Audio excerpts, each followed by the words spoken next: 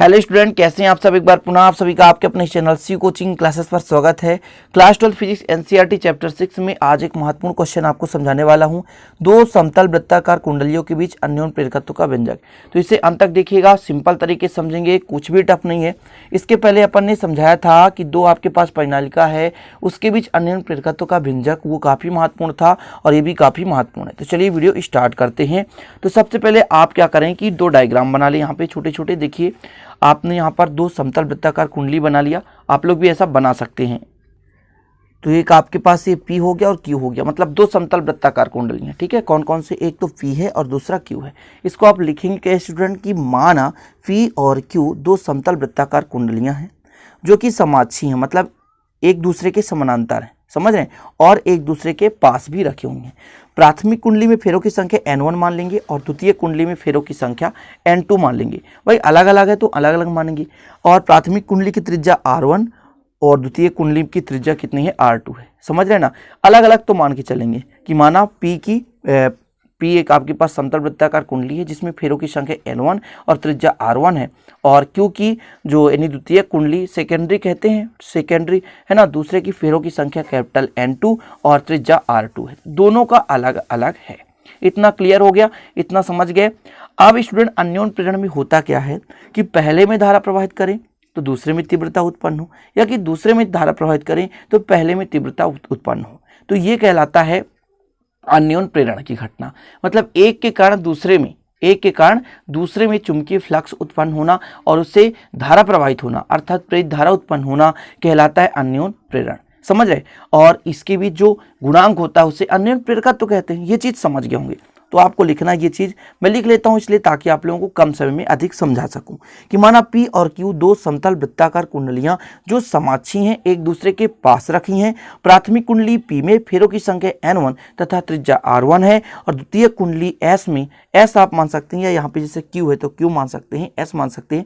S का मतलब होता है सेकेंडरी। समझ रहे, सेकेंडरी में क्या स्टूडेंट, द्वितीय कुंडली यानी सेकेंडरी में फेरों की संख्या n2 तथा त्रिज्या r2 है।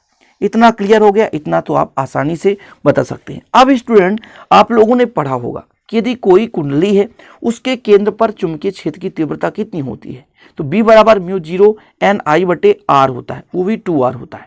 ये वृत्ताकार कुंडली के केंद्र पर चुंबकीय क्षेत्र की तीव्रता का व्यंजक मैंने आपको समझाया था, शायद वहां पर आप है ना देखे होंगे। यदि वो वीडियो नहीं देखे तो प्लीज देख लेना, क्योंकि जो फिजिक्स है वो जीरो लेवल से चैप्टर 1 से पूरे पार्ट आपको मिल जाएंगे प्लेलिस्ट में। एक ही प्लेलिस्ट में पूरे चैप्टर के वीडियो आपको मिलेंगे, तो आप लोग प्लेलिस्ट विजिट कर लेना। ठीक है, तो चलिए इसके आगे लिखते हैं।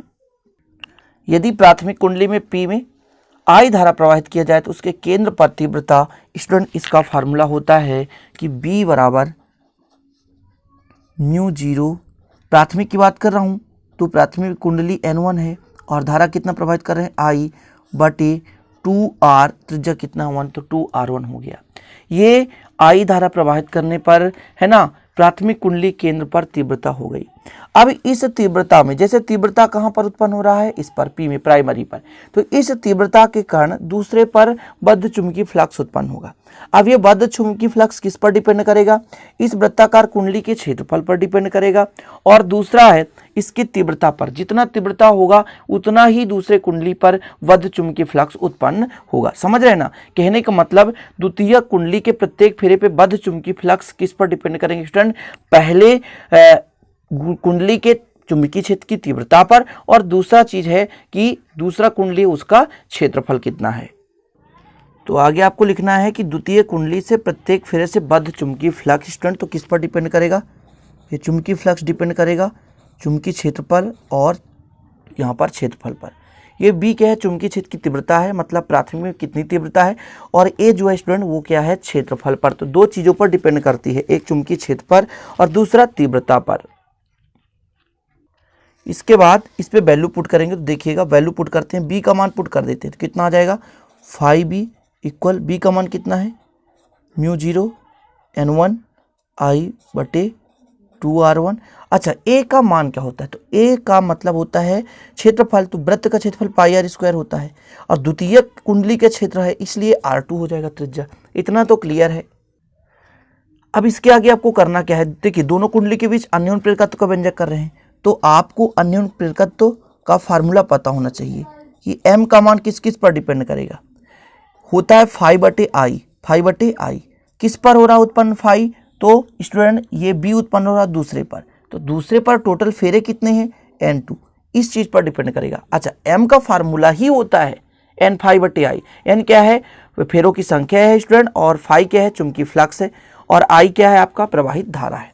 अब इस पर जो फाई बी का है वो वैल्यू पुट कर देंगे तो कितना आएगा आपके पास, यहाँ पर वैल्यू पुट कर दीजिए और देखिए कितना आ रहा है। तो m बराबर यहाँ पे n2 है तो n2 रहने दो, इसका फाई बी का मान रखो तो कितना है μ0 n1 i/2r1 into pi r2 square बटे आई है। आई से आई क्या हो गया, कट गया, आई से आई कट गया तो आपके पास कितना बच रहा है m का मान, m का मान आपके पास बच रहा है μ0, यहाँ पे स्टूडेंट μ0 कर दो, फिर n1 है, फिर n2 है, ठीक है। ये पाई r2 स्क्वायर है ना, तो यहाँ पर लिख दो पाई r2 स्क्वायर, बाद में लिख देंगे, और ये 2r1 है तो 2r1 और पाई r2 स्क्वायर। इतना हो गया। ये किसका है, तो अन्योन्य प्रेरकत्व तो आ गया दो समतल वृत्ताकार कुंडली के केंद्र पर, यानी दोनों के प्रभाव से कितना अन्योन्य प्रेरकत्व तो आ रहा है, एक के कारण दूसरे पर कितना है ना प्रेरित धारा उत्पन्न हो रहा, उस पर जो गुण होता है, जो उसका गुणांक होता है, वही अन्योन्य प्रेरकत्व कहलाता है। अब इसके आगे आपको लिखना है तो लिख सकते हैं, यदि दोनों कुंडलियों में μr अपेक्षिक चुंबकशीलता का क्रोड हो तो m का मान कितना हो जाएगा, m बराबर आप बताइए। तो यहाँ पर स्टूडेंट μr का गुणा करेंगे देंगे तो μ0 μr हो जाएगा n1 n2 बटे 2r1 into pi r2 square. ये हो गया आपका m का मान आ गया। किसका मान आ गया, m का मान आ गया। अब करेंगे क्या अपन कि इसके जगह, जैसे ये μ0 निरपेक्ष चुंबकशीलता है और μr क्या है, आपेक्षिक चुंबकशीलता है, इन दोनों का मल्टीपल होता है चुंबकशीलता, तो इसको अपन लिख सकते हैं m बराबर μ n1 n2 बटे 2r1 और इंटू पाई r2 स्क्वायर। जी हाँ, यही आपका अन्योन्य प्रेरकत्व का व्यंजक है दो समतल वृत्ताकार कुंडली के बीच, यही अभीष्ट व्यंजक है। तो आपका कंप्लीट हो चुका है दो समतल वृत्ताकार कुंडलियों के बीच अन्योन्य प्रेरकत्व का व्यंजक।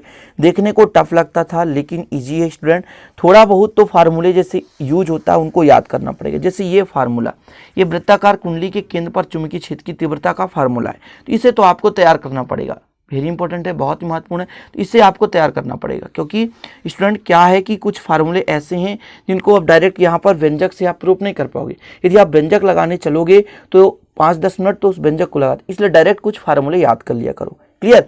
तो आशा और उम्मीद स्टूडेंट समझ में आ गया होगा। और इसके यदि नोट्स लेना है तो कॉन्टैक्ट कर सकते हैं 96 85 29 91 49, मेरा पर्सनल नंबर है।